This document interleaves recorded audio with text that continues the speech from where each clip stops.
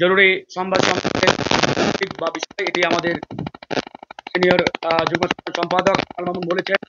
প্রথমে আমরা যে বিষয়টি দিয়ে শুরু করতে চাই, আমরা দেখেছি এক দেশ দুই আইন, অর্থাৎ হাসিনা এবং শেখ পরিবারের জন্য একরকম আইন ছিল এবং বিরোধী দল কিংবা ভিন্নমত সাধারণ জনগণের জন্য আরেক আইন ছিল।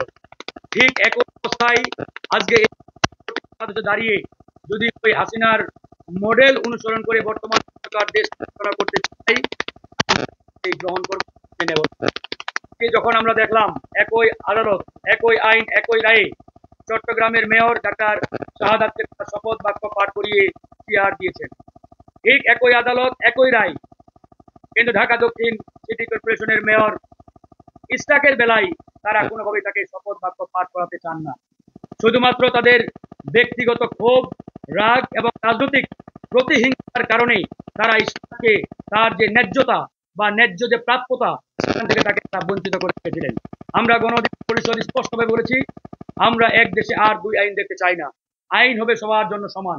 ডাক্তার শাহাদাত যেভাবে চেয়ারে বসছে, ঠিক একই কায়দায় একইভাবে ইসরাককেও চেয়ার দিতে হবে।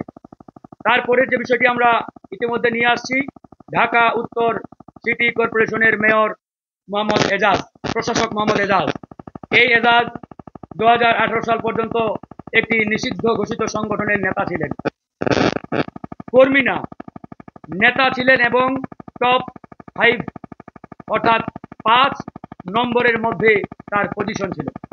নিষিদ্ধ সংগঠন করার কারণে তিনি তিনবার জেলে গেছেন। জেলে থাকা অবস্থায় তৎকালীন ফ্যাসিস্ট আওয়ামী সরকারের সাথে লেয়াজো করে, যোগ সাজস করে তিনি জেল থেকে বের হয়ে আওয়ামী লীগে যোগদান করেন। আওয়ামী লীগের সাথে দীর্ঘদিন তিনি কাজ করেছেন। 5ই আগস্টের বিপ্লব পরবর্তী সময়ে খরচ পাল্টিয়ে স্থানীয় সরকার উপদেষ্টা আসিফ মাহমুদের সাথে মোটা অঙ্কের একটি লেনদেনের মাধ্যমে তিনি ঢাকা উত্তর সিটি কর্পোরেশনের প্রশাসকের চেয়ার বাগিয়ে নিয়েছেন। আমরা স্পষ্ট করে বলতে চাই, গণ অধিকার পরিষদ এই বিপ্লব পরবর্তী বাংলাদেশে কোনোভাবেই কোন নিষিদ্ধ ঘোষিত সংগঠনের নেতাকে রাষ্ট্রীয় কিংবা কোনো সাংবিধানিক প্রতিষ্ঠানের কিংবা স্বায়ত্তশাসিত প্রতিষ্ঠানের কোনো চেয়ারে দেখতে চায় না। এটা আমাদের বিপ্লবের সাথে বেইমানি, প্রতারণা। 2000 ছাত্র জনতার রক্তের বিনিময়ে যে বিপ্লব আমরা অর্জন করেছি, এই বিপ্লবের সাথে পরিষ্কারভাবে এটা প্রতারণা করার সামিল।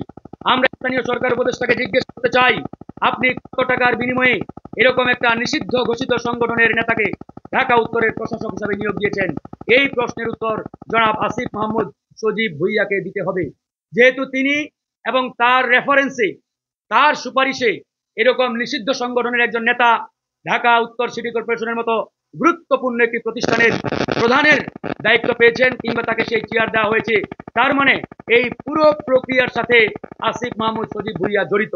আমরা গণ অধিকার পরিষদ এর আগেও এই দুইজন ছাত্র প্রতিনিধির নামে তারা একটি নির্দিষ্ট পারপাস সার্ভ করেন, জনাব আসিফ মাহমুদ এবং মাহফুজ আলম।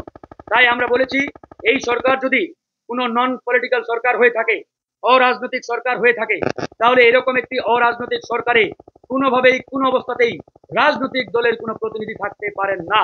তাই আমরা আসিফ মাহমুদ এবং মাহফুজ আলমের অনতি বিলম্বে পদত্যাগ দাবি করছি।